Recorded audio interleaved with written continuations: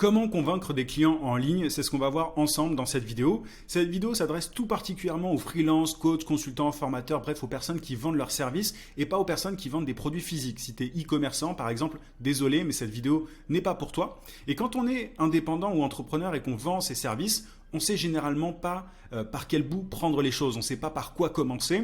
Il y a tout un tas d'étapes à suivre, de choses à savoir pour décrocher des contrats sur Internet. Donc, je me suis dit que ce serait pertinent de faire cette vidéo pour aider toutes les personnes qui se posent des questions par rapport à ça. Donc, on va voir tout ça directement sur mon écran. Je vais tout te montrer de A à Z.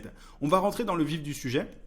Le premier point que je voulais aborder, et c'est extrêmement important, je sais que c'est pas très sexy, mais c'est super important, c'est le fait de définir et de comprendre sa cible. Si tu ne fais pas ce travail-là, derrière, ce sera quasiment impossible de convaincre des clients sur Internet. Il y a deux points que je voulais aborder dans cette partie, c'est le profil d'abord de client et ensuite les pain points. Je m'explique. Profil de client. L'idée, c'est de te poser la question qui je peux le plus aider. Il y a beaucoup de prestataires de services qui peuvent aider plein de gens, tu vois, plein de cibles différentes. Les TPE, les PME, les indépendants, etc., etc. Le problème, c'est que si sur Internet, en créant du contenu, par exemple, j'y reviendrai, mais tu dis que tu peux aider n'importe qui, bah, les gens ne vont pas se sentir concernés. Tu vois, par exemple, une PME, si tu dis que tu aides aussi les TPE, les indépendants, etc., elle ne va pas forcément te trouver très crédible, elle ne va pas avoir l'impression que tes services lui sont adressés. Elle va avoir l'impression que voilà, c'est pas pour elle, quoi, concrètement. Et c'est un truc qui est extrêmement courant. Il y a plein notamment des agences, des consultants. Tu vois, je parle du domaine du marketing parce que c'est le domaine dans lequel je suis, mais il y a plein de consultants marketing qui disent je peux aider les indépendants, les TPE, les PME, etc. Sauf que en s'adressant à tout le monde, on s'adresse à personne. Donc il faut que tu sois extrêmement clair sur ta cible, en fait, tout simplement. Une fois que tu es au clair sur ta cible, il faut aussi te poser la question des pain points. Pain, ça veut dire douleur. En fait, il faut que tu te demandes quelles sont les douleurs les plus importantes chez tes prospects. Donc tu as défini une cible. Voilà, il faut être précis sur ta cible. Et une fois que tu es précis sur ta cible, par exemple les startups de tel secteur, pose-toi la question. Quelle douleur est la plus importante pour cette cible? Parce que souvent, quand on est prestataire de service, on propose plein de services différents. Je vais reprendre l'exemple des agences, mais les agences, en général, elles proposent du SEO, de la création de contenu, de la publicité, etc., etc. Sauf que si tu approches des startups et que tu leur dis « je peux vous aider sur tout ce que vous voulez » ou alors « on s'adapte » ou « je propose ça, ça, ça, ça », en fait, ton prospect en face, il n'est pas forcément intéressé. C'est à toi, en tant qu'expert, de recommander une solution au problème le plus douloureux de ta cible. Donc, parmi toutes les douleurs de tes prospects, parmi toutes les problématiques, demande-toi quelles sont les plus immédiates, les plus urgentes. Qu'est-ce qui empêche, c'est imagé, mais tes prospects de dormir? Et une fois que tu as défini ça, tu vas pouvoir être beaucoup plus persuasif par la suite. Mais du coup, il faut vraiment être au clair sur ta cible et sur le problème que tu règles. Et même si tu règles tout un tas de problèmes, pose-toi la question, quels sont les problèmes, quel est le problème en fait le plus important? Tu vois, là j'ai mis la question au pluriel, mais... Et d'ailleurs, je n'ai même pas mis le point d'interrogation, mais l'idée, c'est vraiment de te demander quel est le problème le plus important, et c'est comme ça que tu vas pouvoir décrocher plus de contrats ensuite. Juste avant de passer à la suite, si ce genre de contenu te plaît, n'hésite pas à mettre un pouce sous la vidéo aussi pour soutenir mon travail, tout simplement, et abonne-toi à la chaîne si ce n'est pas déjà fait. J'ai des centaines de vidéos sur la vente, le marketing, l'entrepreneuriat de manière générale, donc ça devrait te plaire. Active la cloche de notification aussi pour ne pas rater mes prochains contenus. Je publie pas mal de vidéos. Deuxième étape, créer une offre forte. Alors je sais encore une fois qu'on n'est pas dans le truc le plus sexy, je suis pas en train de te promettre monts et merveilles en un claquement de doigts comme certains le font sur YouTube. L'idée là, une fois que tu as défini et que tu t'es mis dans les bottes de ta cible, c'est l'étape d'après, c'est de créer une offre forte. Donc là, tu vois, on a parlé des problèmes précédemment, on a parlé des pain points. Là, l'idée, c'est donc de régler un problème douloureux et en fait, il faut proposer un service que j'appelle un service porte d'entrée. Encore une fois, même si tu proposes tout un tas de services, identifie celui qui règle le problème le plus douloureux de ta cible spécifique. Et c'est comme ça que tu vas vraiment pouvoir faciliter les choses par la suite. Tu vas pouvoir être plus persuasif et décrocher plus de contrats. Donc, tu vois, si je reprends l'exemple des agences, tu proposes plein de trucs à plein de cibles différentes. Donc là, tu as optimisé, tu as défini une cible, tu as identifié un problème, un pain point vraiment douloureux, si tu veux, un truc vraiment fort, et tu vas proposer un service pour supprimer cette douleur. Et c'est ce service qui sera ta porte d'entrée. Une fois que le client t'aura fait confiance une première fois, il sera plus à même de bénéficier de tes autres services. Par exemple, tu vois, si tu aides des startups dans un secteur spécifique à générer plus de leads grâce au référencement naturel, que tu as réussi à apporter des résultats, etc., bah peut-être que la startup en question, elle aura envie de profiter de tes services en création de contenu ou en publicité, etc., etc. Mais ne vends pas 40 trucs à ta cible. Identifie vraiment le service qui peut lui être le plus utile. Et une fois que tu as apporté des résultats, tu pourras sans problème proposer des prestations complémentaires. Mais ça, c'est essentiel de le comprendre.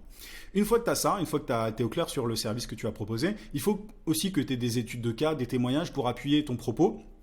Parce qu'il y a plein de gens qui promettent monts et merveilles aujourd'hui, il y a plein de gens qui promettent un peu la lune. Donc quand on nous promet un truc comme ça sans appuyer, sans avoir de preuves, en général on pense que ce sont des paroles en l'air. Donc si tu n'as pas d'études de cas ou des témoignages, ça va être compliqué. Au départ, c'est au début que c'est le plus...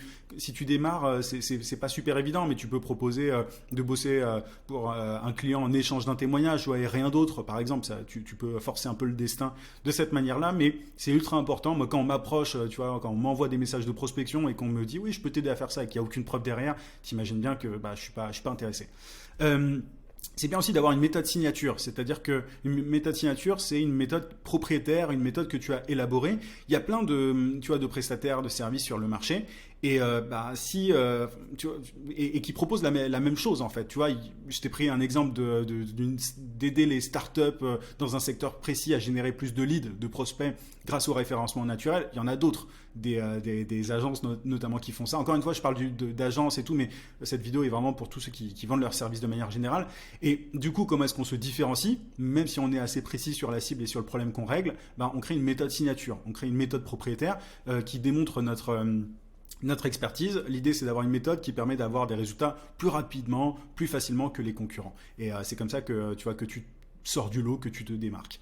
Une fois que tu as fait ça, il faut avoir aussi des tarifs, simplement être au clair sur les tarifs de tes services, de ton service, mais je parle au pluriel parce que c'est bien d'avoir des packs. J'aime bien moi avoir un pack entrée de gamme, moyenne gamme et haut de gamme, et comme ça, tu peux convertir plus de prospects, tu peux convaincre plus de clients en ayant différents packs. Parce que tu vois, si tu as juste un tarif unique, si ton prospect en face il est un peu, tu vois, il n'a pas le budget nécessaire, c'est dommage, tu le rates. Alors que si tu avais un pack un peu moins poussé, avec un niveau d'accompagnement, tu vois, de service un peu moins poussé et moins cher, tu pourrais le convertir. Donc c'est important d'avoir différents packs voilà, pour ton service. Pour un même service, différents packs avec des tarifs plus ou moins élevés et avec un niveau d'accompagnement plus ou moins poussé.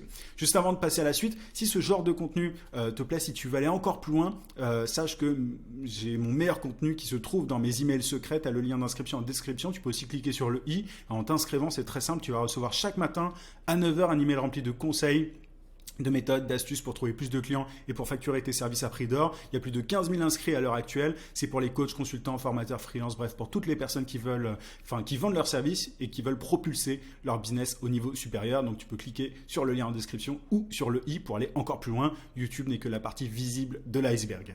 Une fois qu'on a parlé de l'offre forte, maintenant il faut créer un mécanisme de conversion. Alors, en fonction de ce que tu proposes, tu vas soit créer un webinaire ou un guide gratuit, ou proposer une consultation gratuite ou une démo gratuite. En fait, tu vois, t'es au clair sur ta cible, sur ce que tu proposes, et là maintenant, il faut avoir ce mécanisme de conversion. C'est ce vers quoi tu vas renvoyer toutes les personnes sur Internet. Tu vois, moi, par exemple, ce que je pourrais faire, c'est renvoyer les gens qui regardent cette vidéo vers un webinaire dans lequel j'apporte de la valeur et à la fin duquel je fais un appel à l'action vers mon programme d'accompagnement. C'est un truc que je pourrais faire. Moi, je le fais vers ma newsletter, tu vois. Donc, c'est mon mécanisme de conversion. J'apporte beaucoup de valeur dans ma newsletter. Et pour ceux qui veulent aller plus loin, il y a des produits et des services qui sont proposés. Mais à toi de voir en fonction de ce que tu proposes. Ce qui est le plus pertinent, ça peut être un guide gratuit, tu vois, un livre blanc, une démo gratuite, tu vois, si tu as un service qui nécessite un peu d'éducation, ça peut être aussi une consultation gratuite. Bref, ça c'est toi l'expert de ton sujet, tu connais ton mécanisme de conversion, mais il faut être clair par rapport à ça. Et ce mécanisme, tu vas encore une fois en parler dans tous tes contenus, tes messages de prospection, etc. On en vient du coup au fait de développer sa marque personnelle. Alors, c'est important d'avoir une marque personnelle sur Internet pour faciliter le passage à l'action. Je vais parler juste après du fait de créer de la conversation, mais tu vois, une fois que tu es au clair sur ta cible, sur les problèmes, sur ton offre, sur ton mécanisme de conversion, c'est bien de développer sa marque personnelle. Là, je parle vraiment aux indépendants. Si tu as une agence ou si tu es dirigeant, d'un business et que tu ne veux pas parler en ton nom, parlons juste de marque, du fait de développer sa marque. Mais le fait d'avoir une marque personnelle, pour moi, c'est ce qu'il y a de mieux, c'est ce qu'il y a de plus efficace en fait, parce que les gens aiment faire du business avec les gens. Tu vois, moi, j'ai une marque personnelle aujourd'hui, ma chaîne YouTube, il y a ma tête, elle porte mon nom, etc. Et c'est comme ça que je fais du business, c'est comme ça que j'arrive à convaincre beaucoup plus de personnes. Les gens voient qui je suis, ils voient mon expertise, ils voient la preuve sociale, etc., etc. Donc, pour développer sa marque personnelle, il faut identifier les bons canaux. Alors là, je voulais dire où se trouvent tes prospects. L'idée, c'est d'identifier où se trouvent tes prospects. Si tu t'adresses par exemple à des dirigeants de start-up, bah, ils peuvent être sur LinkedIn, tu vois. Moi qui m'adresse à des indépendants, je suis sur YouTube. Tu vois, en fait, il faut que tu identifies. Tu as Instagram, tu as TikTok. Alors TikTok, c'est pas le meilleur réseau pour ce genre de truc, mais tu vois, Instagram, LinkedIn, YouTube, même des groupes Facebook, Facebook de manière générale, ce sont des canaux que tu peux choisir. Mais en tout cas, il faut vraiment identifier où se trouvent tes prospects pour savoir ensuite où communiquer, tout simplement. Ensuite, l'idée, c'est de créer du contenu à forte valeur ajoutée. C'est-à-dire que pour développer sa marque, pour gagner la confiance des gens, pour démontrer ton expertise, pour faire en sorte simplement de créer une connexion avec ta cible idéale, bah, il faut créer du contenu. Et l'idée, quand tu crées du contenu, pour moi, c'est de rester toi-même. Tu vois, moi, je suis comme je suis dans la vraie vie, en fait, quand je crée du contenu sur YouTube, je suis moi-même, je fais une seule prise, tu vois, je fais même pas de cut d'ailleurs. Il y a des personnes qui me reprochent ça, qui me disent, c'est un peu long, ou alors tu butes sur des mots, etc. Tu vois, c'est pas les vidéos les plus dynamiques qui soient, mais pour moi, c'est comme ça que je fais, donc je suis sincère, je suis authentique, je suis vraiment comme je suis dans la vraie vie, et c'est ce que les gens aiment en fait, ils aiment ce côté authentique, ils aiment pas du tout les gens qui jouent un rôle, et la plupart des gens qui deviennent mes clients, ils me disent justement qu'ils ont été attirés par ça. Alors toi, il faut voir en fonction de ta personnalité, de qui tu es, etc. Mais n'essaye pas d'être en représentation sur Internet. Il faut juste que tu sois toi-même, que tu publies du contenu comme tu es. Venez comme vous êtes, dit une certaine marque. C'est exactement ce qu'il faut faire sur Internet aussi. Il faut aussi éduquer ses prospects. Et quand je parle d'éduquer ses prospects dans tes contenus, tu vois, quand on parle de contenu à forte valeur ajoutée, il s'agit non pas seulement de faire des tutos, des 3 étapes pour faire ceci, cela, etc. Mais le plus important, c'est de briser des croyances. Et on brise des croyances. En fait, le fait de briser des croyances, ça va permettre à tes prospects de passer plus rapidement à l'action. Tu vois, quand tu les auras notamment au téléphone, ils vont avoir envie de sortir, j'aime pas l'expression, mais sortir le chéquier beaucoup plus rapidement parce que justement, tu auras levé leurs objections potentielles dans tes contenus. Moi, c'est ce que je fais très régulièrement dans mes vidéos, dans mes emails. Je brise des croyances. Tu vois, il y a plein de gens qui se disent « Ouais, c'est pas pour moi », ou alors « C'est difficile », ou alors « Je peux pas faire ça », etc. etc. Donc, ce qu'on essaye de faire dans nos contenus pour faciliter la conversion, c'est de briser des croyances, c'est de vraiment faire passer des messages comme ça pour que les prospects passent plus vite à l'action derrière. Et alors évidemment, à la fin de chacun de tes contenus, tu fais des appels à l'action vers ton mécanisme de conversion. Moi, je l'ai déjà fait. Tu vois, juste avant, je t'ai parlé de ma newsletter. Je t'ai dit de t'inscrire à ma newsletter en cliquant sur le lien en description ou sur le i. Et c'est un truc que je fais dans tous mes contenus. Et il y a des personnes qui voudront aller plus loin par la suite parce qu'ils auront aimé ce contenu, parce qu'ils auront vu que je maîtrise mon sujet, et ils m'auront retrouvé cool ou pas. Il y en a d'autres qui seront repoussés, hein, évidemment, par mon contenu, par la marque, par ma coupe de cheveux, peu importe. Mais en tout cas, il y a des personnes qui voudront aller plus loin, qui vont s'inscrire à ma newsletter et certains n'achèteront rien, mais il y en a aussi qui achèteront des choses et qui deviendront des clients. Donc ça, c'est ultra important pour moi, développer sa marque personnelle pour faciliter le fait de convaincre des gens sur Internet. Une fois que tu as ça, moi, ce que je t'invite à faire, c'est de créer de la conversation régulièrement avec ta cible sur Internet. Donc, tu crées du contenu pour appuyer ton autorité, pour gagner la confiance des gens, etc. Mais ce qu'il faut faire en parallèle pour accélérer les choses, c'est aborder régulièrement ta cible. Tu peux envoyer des messages, tu vois, par email ou sur un réseau comme LinkedIn ou en DM sur Instagram. L'idée, c'est d'aborder régulièrement ta cible, tu envoies quelques messages chaque jour, tu te mets ça vraiment dans ta routine. Et l'idée, c'est pas de pitcher tes services comme tout le monde le fait, tu vois, de façon agressive, en mode oui, bonjour, là je fais le signe du téléphone, mais tu as compris, c'est par message. Oui, bonjour, je peux vous aider. Fais pas ça. L'idée, c'est de t'intéresser à tes prospects et de poser des questions pour identifier si le prospect en face a le problème que tu peux régler. L'idée, c'est vraiment de vérifier l'urgence. Enfin, déjà, si le prospect a le problème que tu peux régler, tu sais, on en a beaucoup parlé déjà de ce problème en amont, et si le prospect a envie de régler ce problème à court terme, pas dans un mois, pas dans 2 mois, etc. Donc ça, c'est ce que tu vas essayer d'identifier via tes messages sur les réseaux sociaux ou par email. Et si la personne a le problème que tu peux régler et est intéressée par une solution à court terme, là, tu proposes un appel téléphonique. Mais tu vois, l'idée, c'est de faciliter, c'est de préparer le terrain en fait grâce à ta marque personnelle, au contenu que tu crées, etc. Et quand tu abordes des prospects, ils ont peut-être été exposés justement à ton contenu et tout. Donc quand tu les abordes, bah, c'est forcément plus facile derrière d'obtenir un appel téléphonique et ensuite de les convertir lorsque tu seras en train d'échanger avec eux par téléphone. Donc ça m'amène à la dernière partie, vendre en douceur. Moi ce que je t'invite à faire, c'est d'adopter alors il y a plein de petites coquilles, d'adopter une approche consultative. L'idée, encore une fois, même par téléphone, donc on a parlé des messages précédemment, mais même par téléphone, c'est pas de dire oui, bonjour, je peux vous aider, mon prix c'est ça, et est-ce que ça vous intéresse? Non. L'idée, encore une fois, c'est de poser des questions sur le problème du prospect, sur les solutions qu'il a testées par le passé, pourquoi est-ce qu'il a été déçu, qu'est-ce qui n'a pas marché, etc. Et il faut être dans l'écoute active. Moi, il y a une technique que j'aime bien, enfin que j'appelle la technique du perroquet. Il ne s'agit pas de faire semblant d'écouter le prospect. Il y a trop de vendeurs et de closers dans le milieu du business en ligne qui font semblant d'écouter leurs prospects. L'idée, c'est d'écouter réellement. Et pour montrer que tu es bien à l'écoute, tu peux faire donc la technique du perroquet, c'est juste rebondir sur ce que le prospect dit en disant oui, tu me disais que ceci, cela, et ensuite tu creuses, tu vois. Tu creuses encore plus le sujet, mais n'hésite pas à reprendre, en fait, à répéter ce que t'a dit le prospect et ça va lui faire comprendre que tu as bien intégré ce qu'il t'a dit et que tu n'es pas juste en train de faire oui, d'accord, tu vois, ça c'est juste insupportable les commerciaux qui font ça. Donc écoute activement, écoute vraiment tes prospects une fois que tu poses des questions et utilise cette petite technique du perroquet. Et à la fin, voilà, si tu as identifié que le problème est urgent, normalement il l'est puisque tu l'as qualifié en amont, tu vois, par message juste avant, mais si le problème est urgent, si la personne a envie de régler son problème là maintenant tout de suite, qu'elle est intéressée par ta solution, que tu lui as présenté les différents niveaux de tarifs notamment, justement on y vient, excuse-moi je fais un peu trop vite, mais l'idée c'était l'idée à la fin de l'appel justement c'est de faire une proposition avec les différentes options. L'idée et tu peux même créer des incentives pour augmenter le panier moyen. Alors tu proposes en gros oui mon service, il y a 3 options de tarifs, A, B, C.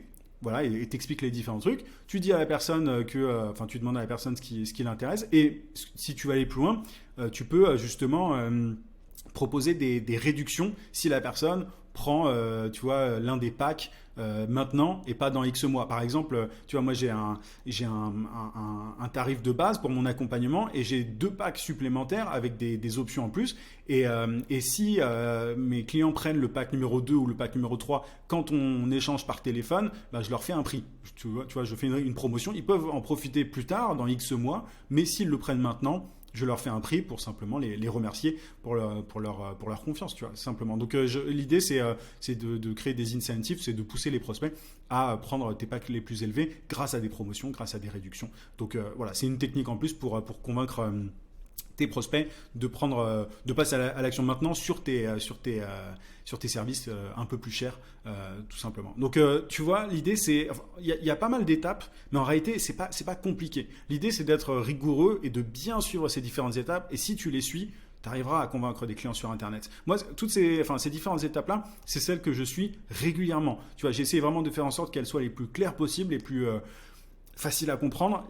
Après, c'est un métier, le marketing, c'est quelque chose qu'il faut apprendre. Si tu vends tes services, tu ne peux pas passer à côté. Tu ne peux pas aller juste sur une plateforme de freelancing, par exemple, et attendre que les clients arrivent, parce que si tu fais ça, tu dépends d'une plateforme, tu vois, ton chiffre d'affaires dépend entièrement d'un site qui en plus prend une commission, etc. sur chaque contrat. Donc c'est ultra important de bien maîtriser ce process. Et si tu veux aller plus loin par rapport à tout ça, c'est vraiment des sujets que j'aborde régulièrement dans mes emails secrets. Donc je te rappelle que tu as le lien d'inscription en description si tu veux aller plus loin, si tu veux recevoir mes emails tous les jours à 9h pour propulser ton business au niveau supérieur. En tout cas, je te souhaite plein de succès et je te dis à très vite.